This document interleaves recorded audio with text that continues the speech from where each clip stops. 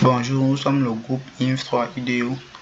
Notre thème porte sur la prédiction du cancer du sein chez un patient. Nous allons essayer de prédire avec une exactitude de plus ou moins 95%. Ici, on importe les bibliothèques nécessaires qui sont NumPy, Pandas, Matplotlib et Seaborn. Ici, on charge notre jeu de données. On visualise le nombre de lignes et le nombre de colonnes. Voilà. Ici, on voit les différents types de jeux de données, types de variables. On a les variables de type float, de type int, de type object. Ici, on voit ça avec un graphe. Ici, on voit que la variable de type object, c'est diagnostic. La variable de type int, c'est id. Et les autres sont des variables de type float. Ici, on imprime les 10 premières lignes de notre jeu de données pour pouvoir les visualiser. Ici, on regarde s'il y a des valeurs manquantes et on voit que la colonne name n'a aucun enregistrement. Donc, on va supprimer cette colonne avec cette instruction trop. Voilà.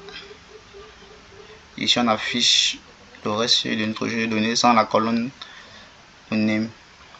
Ici, on visualise la variable cible qui est la variable diagnostic. Pour une personne atteinte du cancer, elle a des cellules malignes. Donc, on a 212 personnes atteintes du cancer. Et pour une personne qui n'est pas atteinte du cancer, elle a des cellules bénignes. On a 357 personnes qui sont atteintes du cancer dans notre jeu de données. Ici, on supprime la colonne ID. Voilà. Parce que ça ne va pas nous servir à entraîner notre modèle. Ça ne renseigne sur aucun élément critique pour entraîner notre modèle en fait. Ici, on crée des sous-ensembles positifs et négatifs pour pouvoir visualiser qu'est-ce qui influence la positivité et la négativité du cancer chez un patient. Ici, on a eu des résultats très intéressants, comme quoi, je prends l'exemple ici, pour les personnes négatives au cancer, elles ont un radius SE qui n'excède pas 1. Et pour les personnes positives, un radius SE peut excéder 1 jusqu'à aller à 2,5 et plus. Donc ici, avec tous ces graphes, on a pu conclure que toutes ces variables sont nécessaires pour entraîner notre modèle. On ne doit pas supprimer, on n'a supprimer aucune variable pour notre modèle. Ces variables sont nécessaires avec tous ces différents graphes. On a pu conclure que toutes ces variables sont nécessaires. Voilà. Ici, on encode notre jeu de données. On remplace les cellules malignes par 1 et les cellules bénignes par 0. On encode. Ici, on voit que on a juste des 1 et des 0 maintenant. On n'a plus des M et des B. Ici, c'était juste pour voir la corrélation entre les différentes variables. Malgré que plusieurs variables sont très corrélées, on a décidé de les laisser comme ça, car toutes ces variables influencent sur si on a le cancer du sein ou pas. Donc, on a décidé de les laisser. Ainsi, d'entraîner le modèle avec toutes les variables. Ici, on sépare la variable cible des autres variables d'entraînement. On affiche.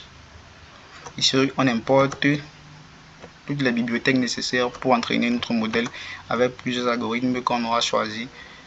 Et ici, on a le résultat final après l'entraînement du modèle. On a Decision Logistic Regression, on a 0,99. Decision Tree, on a 1.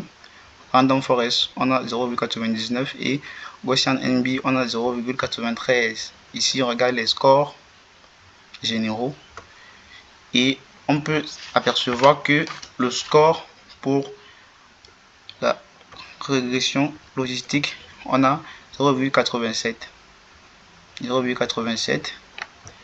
et le score pour Decision Tree, on a 0,92.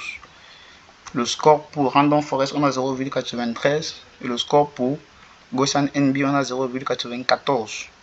Donc, on peut donc conclure que notre meilleur algorithme pour la prédiction du cancer, dans ce cas, est la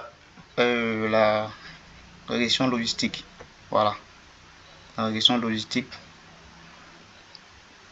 à cause de ce score. Voilà.